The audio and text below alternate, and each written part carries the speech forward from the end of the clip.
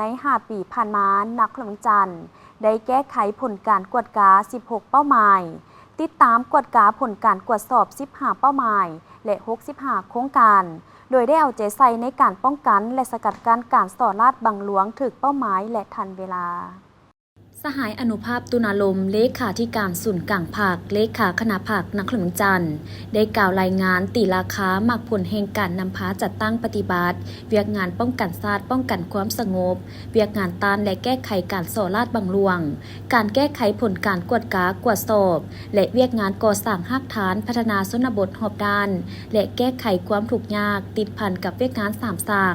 ต่อกล่องประชุมใหญ่ผู้แทนองค์คณะภาคนักขนมจันทร์ครั้งที่ 8ผ่านมาว่าใน5 ปีผ่านมาแนวทางป้องกันศาสตร์ป้องกันความสงบทั่วปวงชนหอบด้านของภาคได้รับการจัดตั้งปฏิบัติแก้ไขสภาพการที่เกิดขึ้นอย่างทันเวลากำลังประกอบอาวุธได้รับการยกระดับให้มีความทันสมัยนำใช้ระบบ ITC เข้าในเวียกงานป้องกันศาสตร์ป้องกันความสงบอย่างมีจุดสุ่มถือสำคัญการสร้างภาราธิการกับทีมีแบบแผนซี่น้ำบัญชาและมีระเบียบวินัยเข้มงวดปัญหาการลักลอบข้ามแดนปัญหายาเสพติดวาระแห่งชาติค้าขายเถื่อนและปัญหาอื่นๆได้รับการแก้ไขเฮ็ดให้นักเมืองจันทร์มีความสงบทางด้านการเมืองอย่างหนักแน่นสังคมมีความเป็นระเบียบเรียบร้อยโดยพื้นฐาน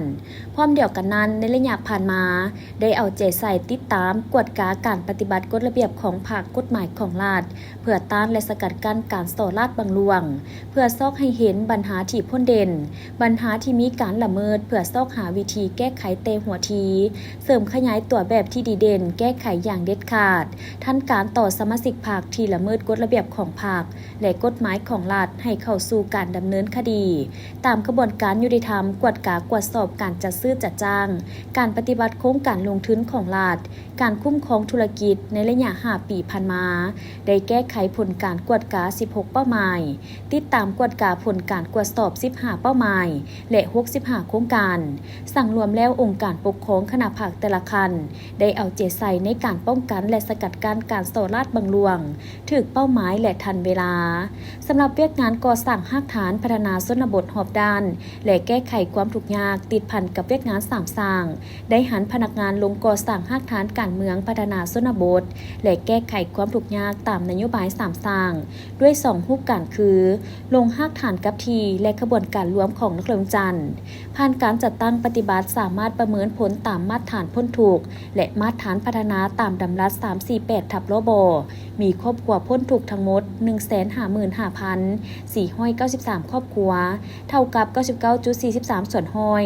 ยังบ่ทันบรรลุมาตรฐานครอบครัวทุกยาก899 ครอบครัวเท่ากับ 0.57 ส่วนห้อยสร้างบ้านพัฒนาได้379 บ้านเท่ากับ 78.79 ส่วนห้อยยังบ่บรรลุ102 บ้านเท่ากับ 21.21 ส่วนห้อยหับฮ้องเป็นเมืองเข้มแข็งหอบด้านและเมืองพ้นทุกข์แล้ว9 เมืองเท่ากับห้อยส่วนห้อยนักระวิงจันทร์ยังได้ถึกหับฮ้องและประกาศเป็นหัวหน่วยยุทธศาสตร์จากรัฐบาลอย่างเป็นทางการในวันที่20 ตุลา 2023สั่งรวมแล้วใน5 ปีแห่งการจัดตั้งปฏิบัติมาติกล่องประชุมใหญ่ครั้งที่ 7ขององค์คณะภาคนักระวิงจันทร์มีผลสำเร็จหลายด้านได้เฮ็ดให้นักระวิงจันทร์มีเสถียรภาพทางด้านการเมืองอย่างหนักแน่นมีความสงบปลอดภัยและเป็นระเบียบเรียบร้อยทางด้านสังคมโดยพื้นฐานเศรษฐกิจขยายตัวอย่างต่อเนื่องมั่นเที่ยงถึกถีดคุณภาพชีวิตทางด้านวัตถุและจิตใจของประชาชนบัดดาลเผาได้รับการปรับปรุงนับมือนับดีขึ้นตัวเมืองและชานเมืองได้รับการพัฒนาอย่างต่อเนื่องระบบการเมืองอยู่ขั้นรากฐานได้รับการปรับปรุงให้หนักแน่นเข้มแข็งนักระวิงจันทร์ได้รับการพัฒนาเป็นที่รับรู้ของภาคพื้นและสากล